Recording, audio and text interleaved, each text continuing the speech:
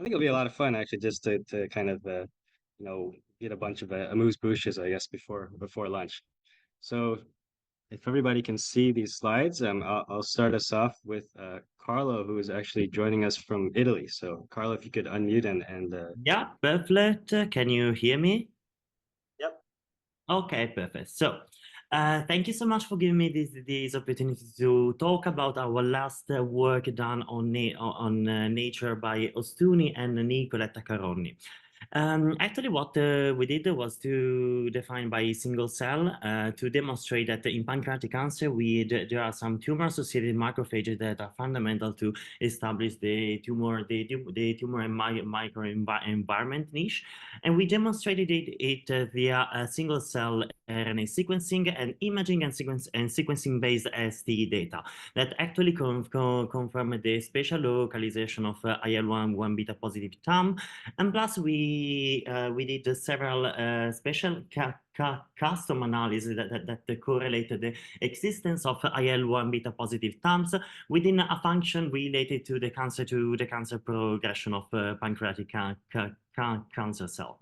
If you are interested in this work, don't hesitate to contact me, and please scan the QR code to get the full paper in Nature. Thank you so much.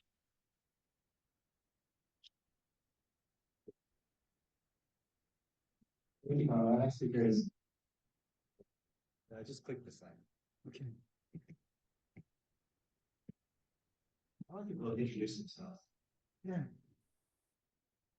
Hello, everyone. You're talking. So my name is Zain Samadi from UCLA, Ascarilla. And we are working on finding patterns on spatial transcriptomic data. Okay. You got backups. Okay. Yeah. So as you know, spatial transcriptomic data can generate comprehensive maps of cell types in complex tissues like brain and retina.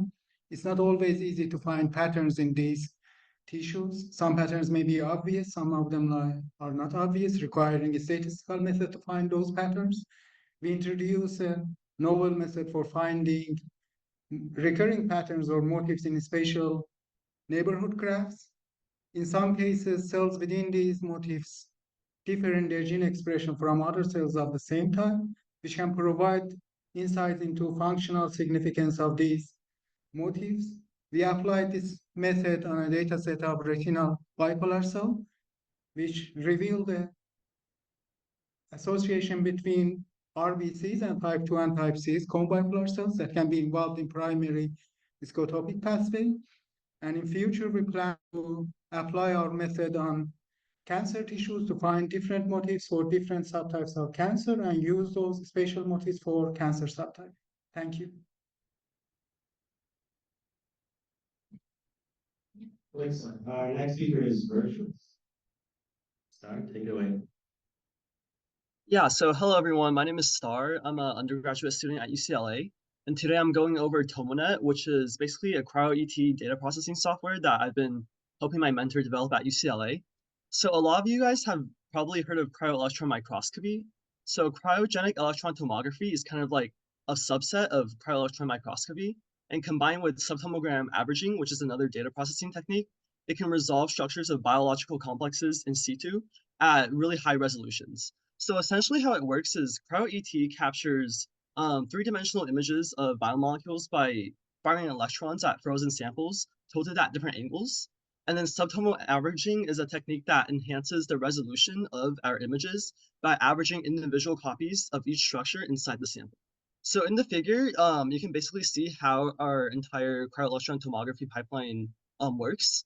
We have we introduced a bunch of new techniques that haven't been done before, including automatically selecting structures from our sample using artificial intelligence. Yeah, that's basically it. So if anyone is interested in using our software for cryo-electron tomography or is interested in learning more about cryo-ET in general, you can email me at staru@ucla.edu. Thank you.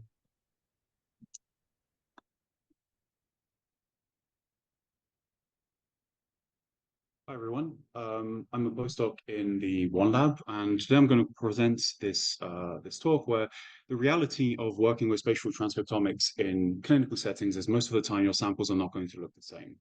And so the question is that how do you map one sample to another?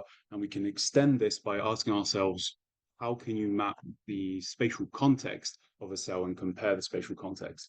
So here you can see an example taken from mouse embryo where you have a reference and a query where there are some similarities in structure, but the question is that how can you ensure that one cell is going to be comparable to another cell? And so to kind of answer this question, we developed and enhanced the capabilities of our spatial transcriptomics tool, Vesalius, where we find the optimal mapping of one cell to another.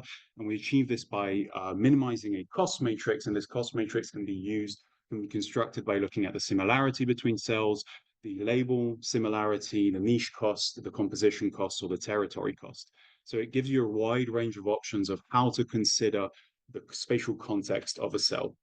And we have demonstrated that this works pretty well in mapping cells in various contexts when your architecture doesn't match at all.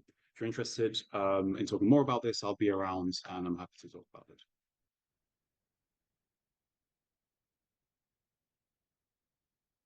Our next speaker is another virtual one from Jessica Christenson at University of Colorado Anschutz. Hi, everyone. I'm so glad to join you today. So I study breast cancer metastatic outgrowth within the lung. And early on in our studies, we identified something distinctive happening in the microenvironment surrounding metastases that strikingly resembled wound repair. And interestingly, these changes seem to be highly localized to the 100 microns surrounding metastases and not present in the lung as a whole. So using the Akoya Vectra fluorescent imaging system and Inform analysis software, I developed a multispectral panel to examine the location of cells within the lung. And these cells are all involved in wound repair. And what I love about these representative images is that you can really see that there are more cells adjacent to large metastases when compared to small, and that these cells are all localized to the lung directly adjacent to metastases. And I've looked at this in multiple metastasis models in multiple strains, and this seems to be a consistent response of the lung to metastatic outgrowth. Now, in an effort to understand the cellular level of what's happening in the microenvironment, I performed single-cell RNA-seq, which unfortunately doesn't account for spatial information. But even so, I'm seeing a lot of significant changes in gene expression that's associated with metastatic outgrowth in several different cell types. And basically, these changes are indicative of a unique metastasis-associated wound repair response. And I'm trying to, like, future directions are looking into the changes in specific cell populations. I'm particularly interested in alveolar epithelial cell populations. So if you're interested in hearing more about this, I encourage you to email me. Thanks for your attention.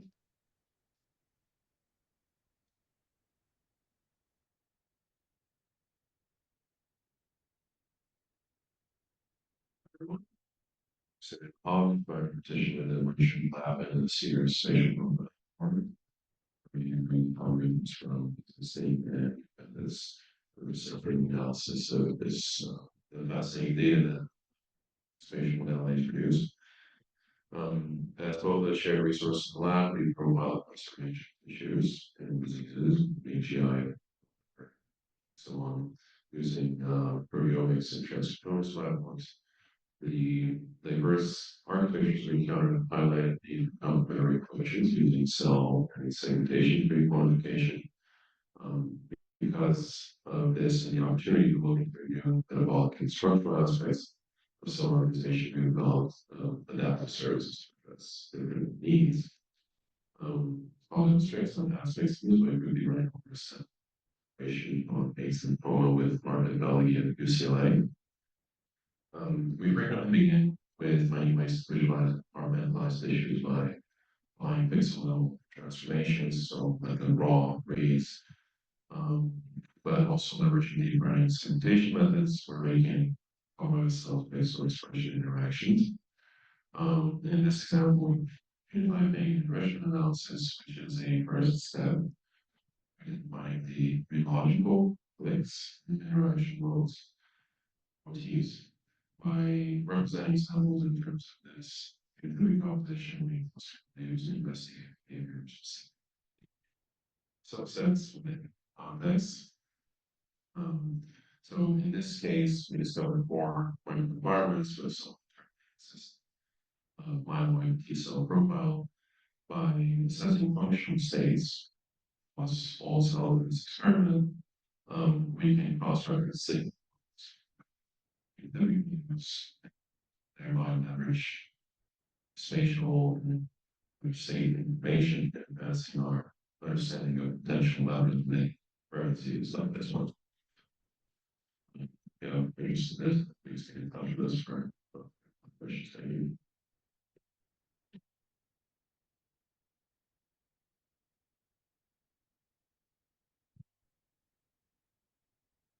Hi, everybody. My name is Chintda, and I am the operations manager for the Genomics Core or the AGCT Core at Cedars. Thank you, everyone, for joining us today. This is going to be quick. I know everybody's hungry. So what I'm showing is a couple of flyers that we actually have available in the lobby, just to show you guys what we offer in terms of spatial transcriptomics. And sorry, part of the title is actually missing. Okay, so we offer several different spatial transcriptomics technologies, which are listed at the top there. A lot of the questions that we get are like, what are the differences between the different technologies? What's the capture area, species that you can capture? We've compiled everything for you in a table that's convenient. Again, there's some flyers outside. We can give that to you. You can always email us as well too at genomics@cshs.org. And we can send that information to you. Another question we also get is, okay, once someone decides on an assay, well, what's the next step? What's the workflow? What does the core do? What does the research lab need to do, user need to do? So the first step is going to be sample QC. And there are certain aspects which the core can do and other aspects which the user can do. And then after that, we'll then go into the different assays. And again, there are certain things that we will ask the user to do, such as the ROI selection, and other things the core will need to do. One thing that I do want to say is that we do also offer sectioning services as well. So whether it be cryo-sectioning or microtome sectioning, that is something that we can help you out with. And it is something where we work really closely with the researcher. So we will go back and forth. There's a lot of emails back and forth. We'll invite you guys to come to the lab, watch a section, to make sure that we do get the section that you guys want. Okay. So if you guys, again, this flyer is also available outside. If you have any questions, please let us know. You can get in touch with me, or you can always email us as well. Thank you so much. Right, we made it. Lunchtime. So yeah, for everybody here, lunch is outside. For everybody online, I hope you'll join us again at 1 o'clock. Fingers crossed. And yeah, thank you.